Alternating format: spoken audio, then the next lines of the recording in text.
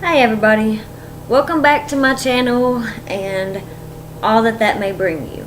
Today I'm going to share with y'all Once Upon a Time Part 4, The White Witch and the Dead Tree.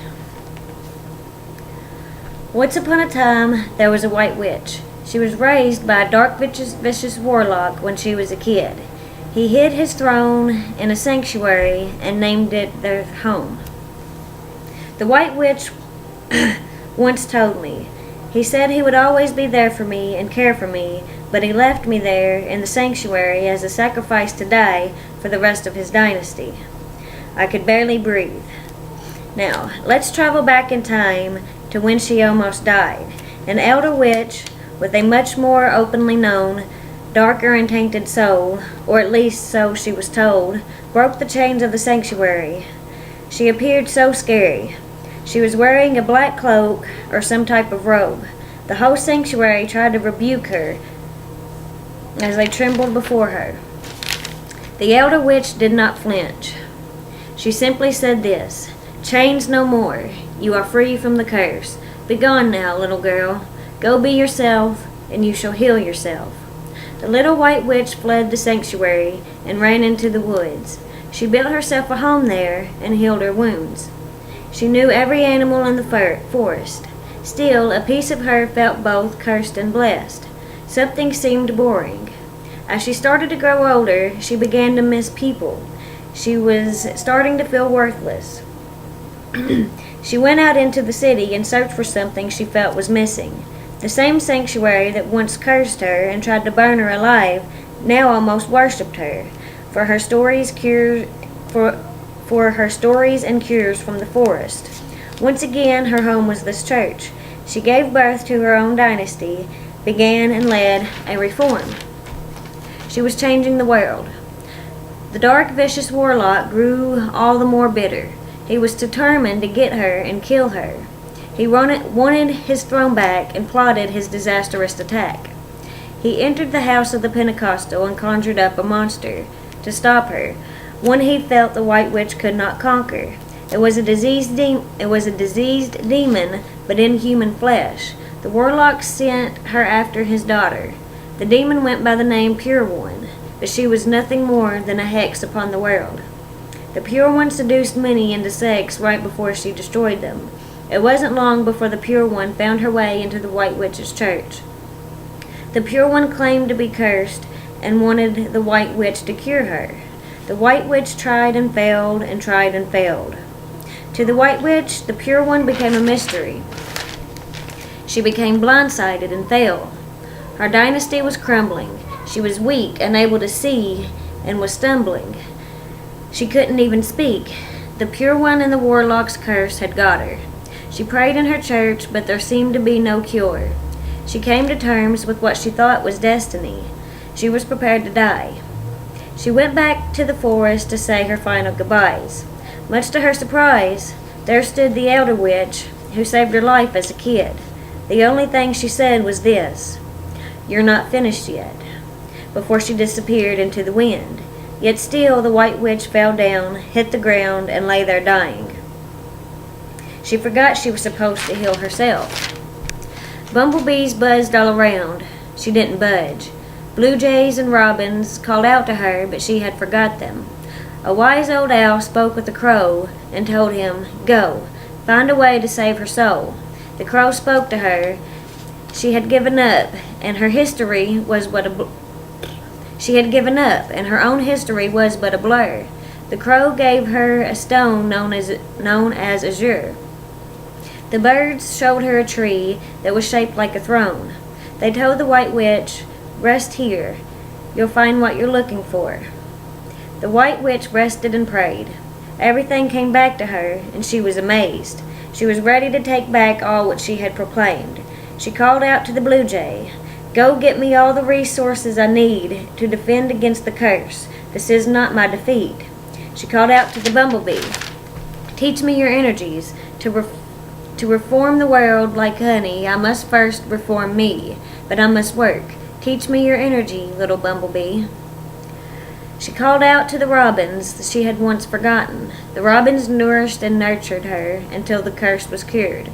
She called out to the owl with a shout of thanksgiving. Thank you for sending the crow my way and all that the crow bestowed upon me. The owl laughed and dropped by her side a little stone called Howlite. The White Witch meditated with this Howlite, placed it between her eyes, and she became very owl-like.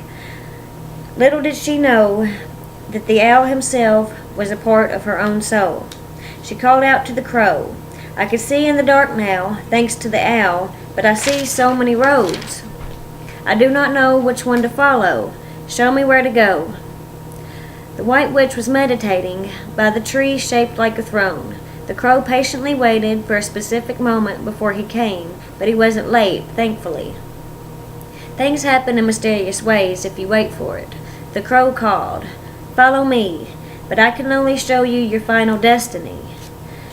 After this image you shall know, the answers to your soul are within you, not within me. To the White Witch this was a mystery. She followed the crow. They walked many miles and many acres. Meanwhile, the crow told her that she had known no strangers, and that she was born from both the stars and the earth.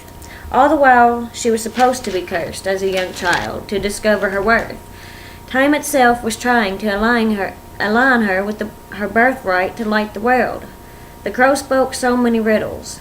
The forest was beginning to be a maze. She had never been this way before. The crow finally stopped and said, May this image be your cure. The White Witch was destined to remember this for sure. What did she see? A riddled mystery. It was a dead tree.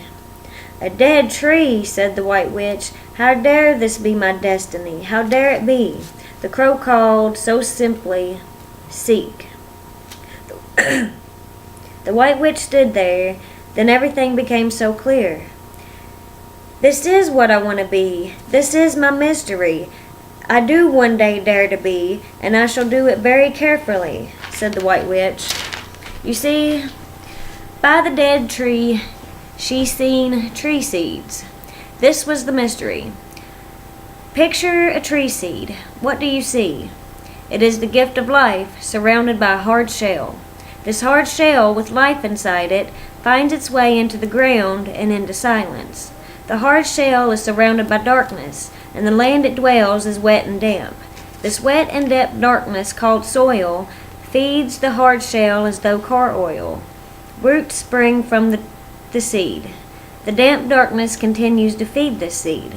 The hard shell cracks completely open. It begins to grow into the unknown with arms wide open. It transforms from a seed into a baby tree. It sees the light and is captured by all of its might.